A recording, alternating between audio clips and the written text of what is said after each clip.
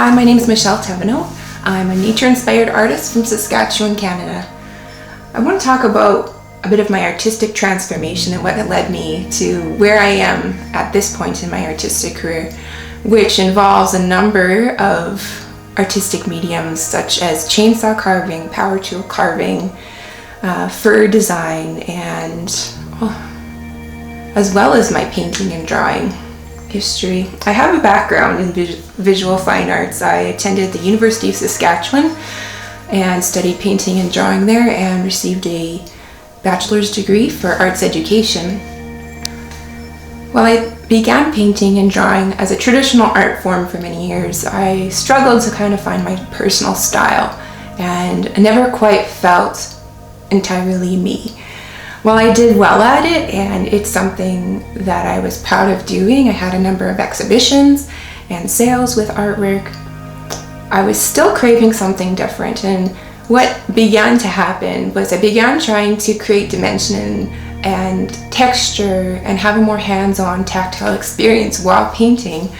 And that took place as I started sculpting the surface of canvases using molding paste or sculpting medium to create dimension and a sculpted quality to the two-dimensional canvas before painting it, so that the canvas would kind of pop out towards you, something that you could touch or feel or look around at different angles and make it seem like it was really alive and have a presence in the room, as well as having a more hands-on tactile experience. That's what I was craving. And after doing painting and drawing for a number of years, I decided to take a break. I was just feeling kind of lost. It didn't really feel like this was where I was meant to be at that time.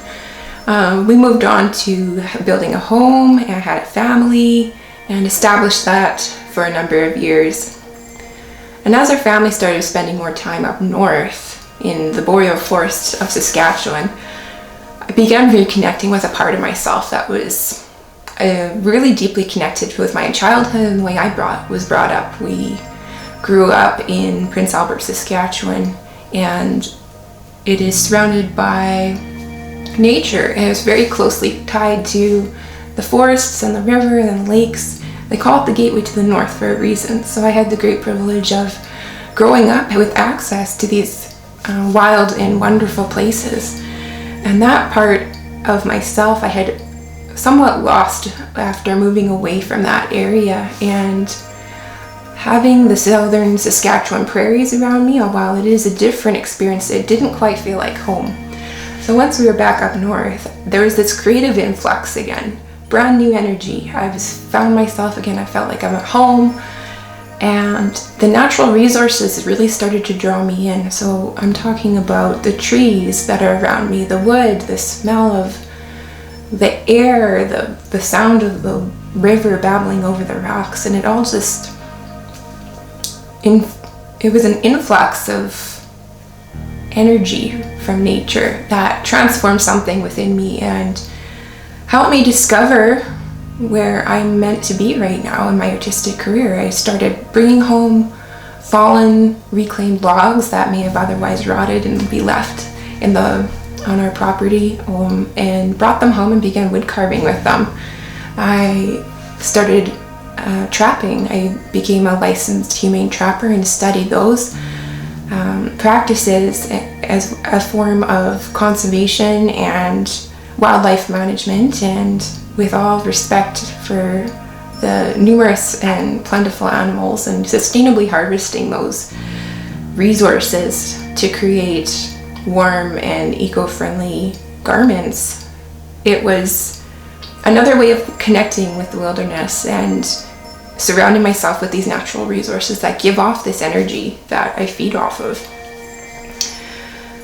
It is infusing myself with nature, because we are at the core of ourselves animals and part of nature, and to think that we are disconnected from that by surrounding ourselves with concrete and cities and unnatural schedules that have us tied to the corporate lifestyle. It, in many ways, for some people, it can be an unhealthy relationship with the earth, and we might become depressed, we might become stressed, we might become just disconnected from the realities of this world. And to be back with the forest really brought a lot of these truths and put things back in perspective and really what really mattered. And it was a soul-changing mental shift away from what I thought everyone else wanted me to do in this world,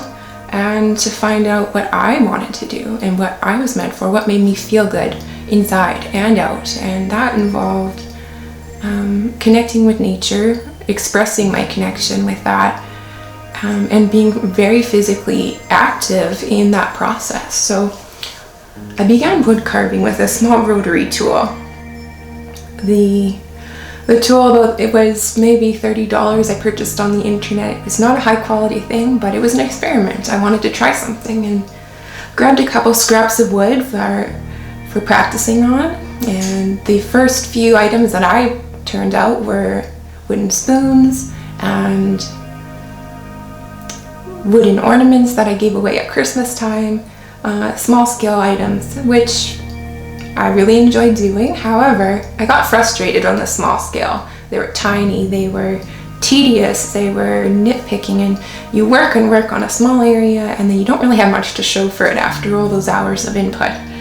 So I was really frustrated, but I remember I had a professor in one of my art classes in university, and he was observing my style. It was very expressive and needed room to move. And he stopped me in the middle of a class one day working on a project. He says, "Michelle, you need to work on bigger scale. You need to go big." And I said, "Well, what do you mean? Isn't this good? Or do you think?" He's like, "No, it is good, but it could be better on a bigger scale because I see how you work. I see your style. It needs that room to express yourself. So go big or go home." And that's when I started working on larger scale rather than small scale items. And he was right. I am an expressive person. It may not be, I am not a realist. I am inspired by the reality of nature.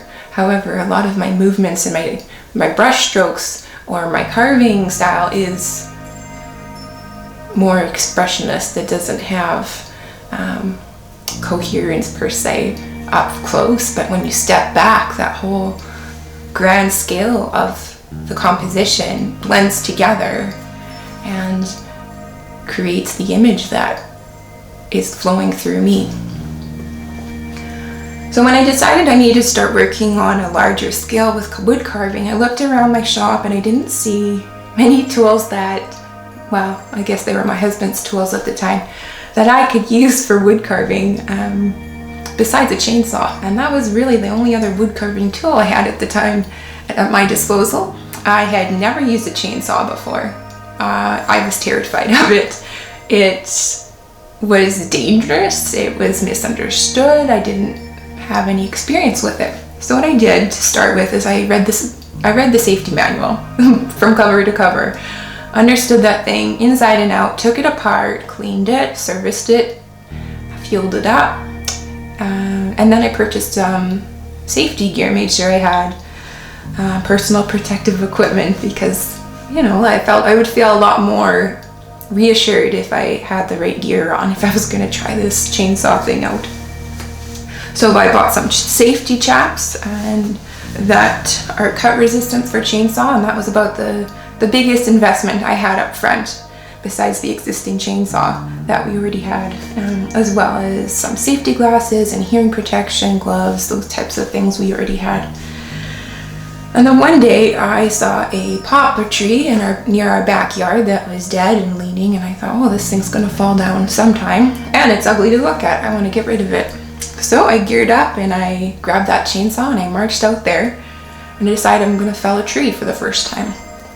Amazingly, I did it, and it all went according to plan, and I bucked it up into pieces and hauled it back for firewood. And the base of this tree wasn't huge, but it was the largest piece there, and I thought, you know, I'm pretty proud of myself for what I accomplished today. I tried something new and it went well. I'm really proud of that. And I wanted to make something to commemorate this new experience for myself. And I thought, well, this this last chunk of log, I could honor this tree and create something out of it to remember it by.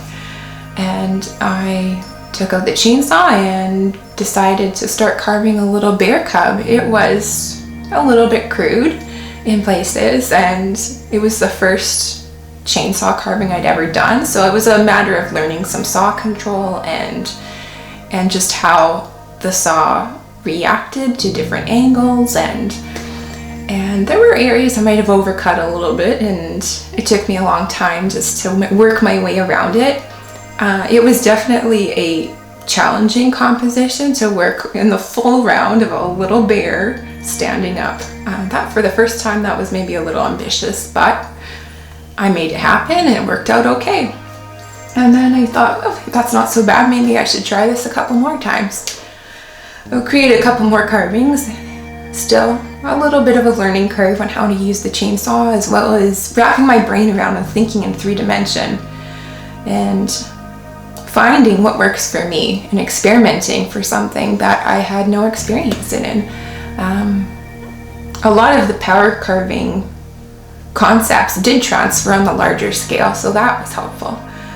But when it came to the chainsaw and the equipment itself, as well as working with logwood, which is very different than kiln-dried wood, it became a bit of a new process for me. After about 2 or 3 carvings, I really found my niche. I'm like, I got this. I did an owl with all the feathers. I spent hours and hours and hours detailing these feathers with very minimal tools. At that point, I just had the chainsaw and the small rotary tool. That was it.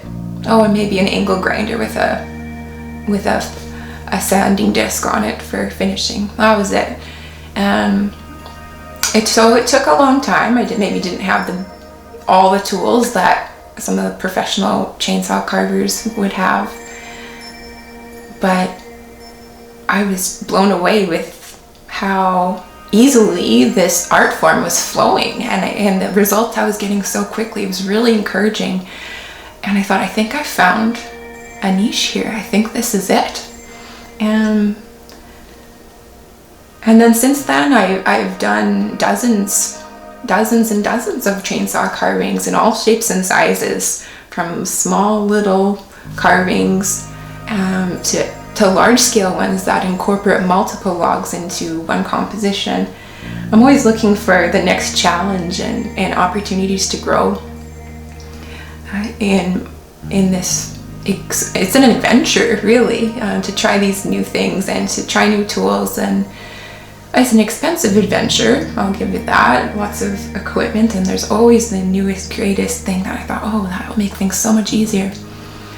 But I'm growing into it as well, as slowly as certain items are selling and people are commissioning to me to make special items for them. That all helps to grow my business in the art industry and support my personal journey. Thinking about how my carvings have adjusted and changed since the beginning of chainsaw carving, I remember my first few carvings were quite basic in their finishing. They were chainsaw carved and maybe a little bit of detail work with a rotary tool. Then you would use a propane torch to burn the surface of it, and then I just sanded it and sealed it. They were quite basic. And then from there I started adding things such as wood stain, which would be custom mixed and then painted on as if it were a 3-dimensional canvas. I really got into my painting realm again. I started painting or staining the surfaces of these carvings before sealing them. Other things, mixed media that I started incorporating were things like glass eyes on animals, pyrography, which is wood burning tool to add details. The sculptures have changed over time. From the beginning, they were smaller and compact, tightly pulled together in a self-contained form. And over time, what I'm noticing is that they're becoming more expressive and more complex, and the composition of the subjects that I'm carving are more open and allowing for carving to happen in the full round rather than something that's all closed up. For example, the first few birds I did, their arms, their wings were enclosed next to their body. Whereas now I'm working on birds with their wings outspread, which involves a much greater amount of carving surface to cover, and detail work and complexity, and how do you get multiple logs to fit together and to create a larger scale. I'm always looking for the next challenge. That's what drives me, and I get bored easily. I don't like doing the same thing over and over, so I always want to try something new, and that's what's been allowing me to see such significant growth in this field just in the past couple of years. More recently, the sculptures have evolved to include visual storytelling and a whole experience that goes beyond just the sculpture. So it's not just an animal that's being sculpted and carved out of a log. Something else emerges from that natural material while I'm working with it, and it allows further connection to nature and messages with deeper meanings to bubble up within me, and I have to express that in different ways. So that could be through the words in the story, videography, and telling a story of where this sculpture originated from or what the deeper meaning might be. I include myself in a lot of that presentation, as I am part of the artwork. The artwork is part of me, and that shows there's this human connection to the artwork. I believe that for every human experience there is, and every human characteristic, there is a related lesson in nature, something we can relate to that guides us or is similar to our human experience, and that may not be obvious to everyone, or even to yourself, until you spend time in nature and study those characteristics in the animals and the plants and the way the world works and how everything is interconnected. I find it a really beautiful and meaningful connection to find these little messages of wisdom in the forest and the wilderness, and then to be able to share that with other people. And that really resonates with others. I'm finding that this is not just about a sculpture anymore. It's about a higher purpose. It's about sharing lessons observed in nature.